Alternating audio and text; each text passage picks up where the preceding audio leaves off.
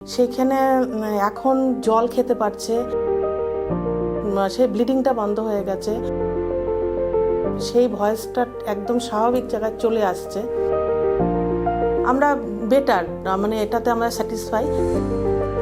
তা যাই হোক, আসার পরে আমরা 50 ml জলের জায়গায় সেটা 1.5 লিটার জল খাচ্ছে, এটার উপরে কিছু বলার নেই। আমি হচ্ছে পেশেন্টের মেয়ে, মানে অনিল রায় পেশেন্ট, আমি হচ্ছে মেয়ে সোমা দাস। তা বাবার এরকম ধরা পড়েছে বিগত মাস 2 আগে। তখন আমরা যাই, বিভিন্ন পরীক্ষা নিরীক্ষা করার পরে অপারেশন বায়োপসি হয়েছে, বায়োপসিতে ধরার পরে এটা ক্যান্সার ধরা পড়েছে। তারপরে আমরা ইনস্টিটিউটে যাই, ওখানে সমস্ত করার পরে স্ক্যান ট্যান হয়েছে, করার পরে তখন আমরা ওনারা যেই পদ্ধতিতে এগোচ্ছিল সেই পদ্ধতিটা আমাদের আর মানে নেওয়া যাচ্ছিল না, মানে পেশেন্টের পক্ষে সেটা খুব টাফ হয়ে যাচ্ছিল। তখন এইখানের খোঁজটা পাওয়ার পরে এখানে আসি।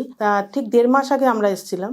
আসার পরে আমরা যে ট্রিটমেন্ট শুরু করা হলো এখান থেকে, সেই ট্রিটমেন্টের পরে আমরা দিন 15-20 পরের থেকে আমরা বেটার একটু বুঝতে পারি।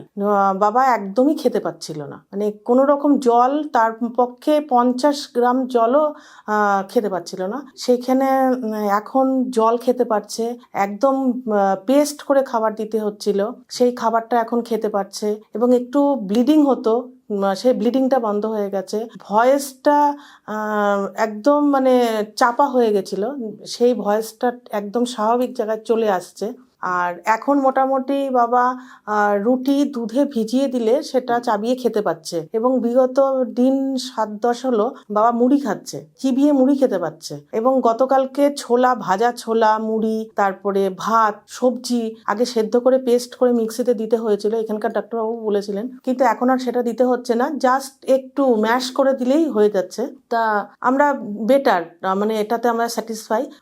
তা এই নিয়ে এখন আমাদের আবার ডাক্তারবাবু আমাদেরকে ঠিক 1.5 মাসের ওষুধ দিয়েছিলেন। 1.5 মাস আমাদের 23 তারিখে কমপ্লিট হবে, ওই জন্য আমরা আজকে এসেছি একদিন হাতে সময় নিয়ে। তা বাবা একদম, আমি বলবো যেটা, যেই সমস্যার থেকে আমি মানে সমস্যা নিয়ে বাবাকে নিয়ে এখানে এসেছিলাম, 3rd স্টেজ পার হয়ে গেছিল, 4th স্টেজের একদম দোরগোড়ায়। সেখান থেকে এখন পরীক্ষা নিরীক্ষা করার দরকার হয়নি, কিন্তু তাকে দেখে তার গলার ভয়েস, খাওয়া খাদ্য, তার শারীরিক দুর্বলতা সমস্ত দিক দিয়ে বেটার। আর খিদে অসম্ভব বেড়েছে, আগে খেতেই পারতো না, সে 50 গ্রাম জলও খেতে পারতো না, এখন মোটামুটি 1.5 লিটার জল খাচ্ছে, 1.5 লিটার জল খেতে পারছে, নর্মাল চুমুক দিয়ে 1.5 লিটার জল খেতে পারছে, এবং যে খাবারগুলো চিবিয়ে খাওয়া সম্ভব সেই খাবারগুলো মোটামুটি চিবিয়ে সে মুখে ফিনিশ করে খেতে পারছে। এটা এই বেটার নিয়ে আমরা এখানে খুবই হ্যাপি এসেছি। আবার ডাক্তারবাবুর সাথে আমরা কন্ট্যাক্ট করব।